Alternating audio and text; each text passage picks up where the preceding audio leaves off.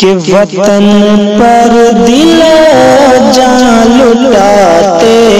رہیں گے، وطن پر دل و جان لٹاتے رہیں گے۔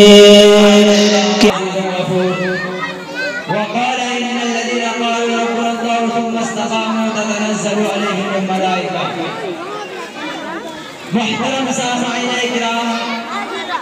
باہر سے آئے ہوئے مہمان کرام اور میرے عزیز ساتھیوں، آج میں ان یاران باصبا شہیدان عشق و وفا، وارثان بلال اور سرافی آزادی کے تذکرے کی سعادت حاصل کر رہا ہوں، جن کا قلب و جگر اسلام کی عظمت سے معمور تھا،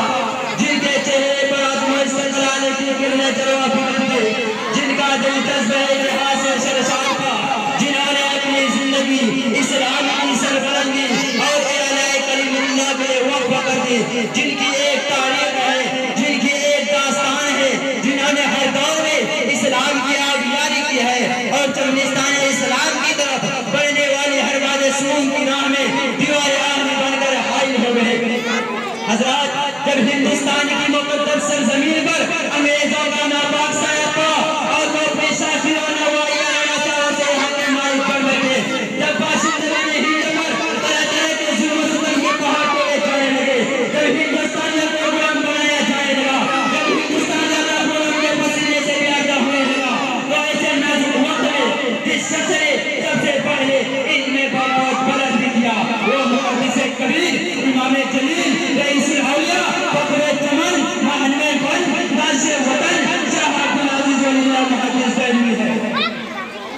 یہ وہی مرد مجاہد روئے سے پورا ہے جس نے وقت سے بہت بڑے مسلمانوں کے نظرے کا اعلان فرما دیا تھا، جہاں تک دوسروں کو پہنچنے کے لیے ابھی مسلمانوں کو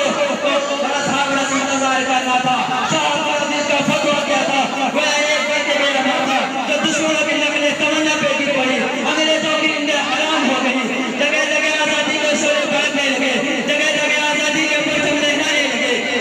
سینوں میں غرور مچلنے لگے اور حوصلوں نے شروع کر دی۔ مسند تصور قرآن و حدیث کا درس دینے والے علماء کرام خانقاہوں میں بیٹھ کر اپنے خون جگر سے سبھی اسلام روشن کرنے والے مشائخ اعظام اپنے مدرسوں اور خانقاہوں کو چھوڑ کر میدان میں آ گئے اور فرنگوں کے خلاف محاذ بنا کر ریشم و سامان کے عالم میں نکل پڑے، اور میں اکیلا ہی چلا تھا جانب منزل مگر، میں اکیلا ہی چلا تھا جانب منزل مگر، راہ آتے گئے کارواں پڑتا گیا۔ حضرات، یہ واقعہ ہے کہ اگر ہندوستان کی جنگ آزادی میں علماء کرام حصہ نہ لیتے تو یہ ہندوستان کبھی بھی آزاد نہ ہوتا۔ چنانچہ 1857 کی جنگ آزادی میں دو محاذ بنائے گئے، ایک محاذ آگرہ پر جس کی قیادت مولانا جعفر تھا مصری کے واسطے، اور دوسرا محاذ شاملی پر جس کی قیادت حضرت قاضی اللہ مہدی کے پاس تھا۔ اس جنگ میں بڑے بڑے علماء صلحاء شہید و زخمی ہوئے، اسی جنگ میں مولانا نانوی زخمی ہوئے، اسی جنگ میں حافظ ضابط شہید ہوئے۔ اس 1857 کی جنگ آزادی میں 9 لاکھ مسلمان شہید ہوئے، جن میں ساڑھے 51,000 علماء کرام تھے۔ صرف دہلی میں 500 علماء کو پھانسی کے پھندوں پر لٹکا دیا گیا۔ بہرحال جب اپنوں کی غداری، جب اس جنگ میں اپنوں کی غداری فرنگوں کے خلاف محاذ بنا کر نکلا،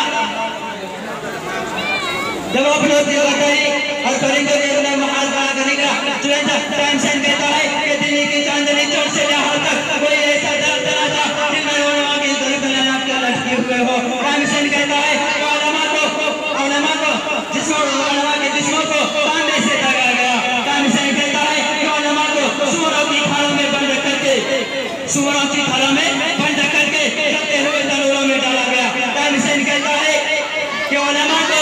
ہاتھوں پر کھڑا کر کے درختوں سے باندھ کر ہاتھوں کو نیچے سے جلایا گیا۔ ٹائم سین کہتا ہے کہ لاہور کی شاہی مسجد جس کے صحن میں انگریز نے پھانسی کا پھندا بنوایا تھا، اس میں ایک دن میں 80 علماء کو پھانسی دی جاتی تھی۔ ٹائم سین کہتا ہے کہ لاہور کے دریا راوی جس میں 80 علماء کو بوروں میں بند کر کے دریا میں ڈال دیا جاتا،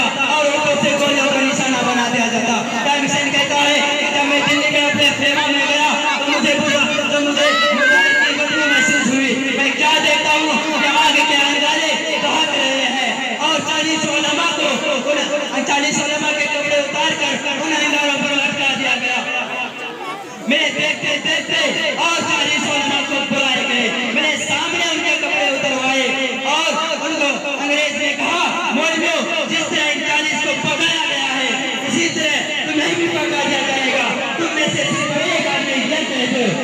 तुम में से सिर्फ आदमी ये कह दो कि 1857 की जंग आजादी में हम शरीक नहीं थे, अभी छोड़ देते हैं। टाइम से कहता है कि मुझे पैदा करने वाले की कसम सारे के सारे आलिम आग में पक गए, मगर अंग्रेज के सामने किसी ने गर्दन नहीं झुकाई। मुख्तसर किस्सा यह है कि अगर हिंदुस्तान की जंग आजादी में उलमाए किराम हिस्सा न लेते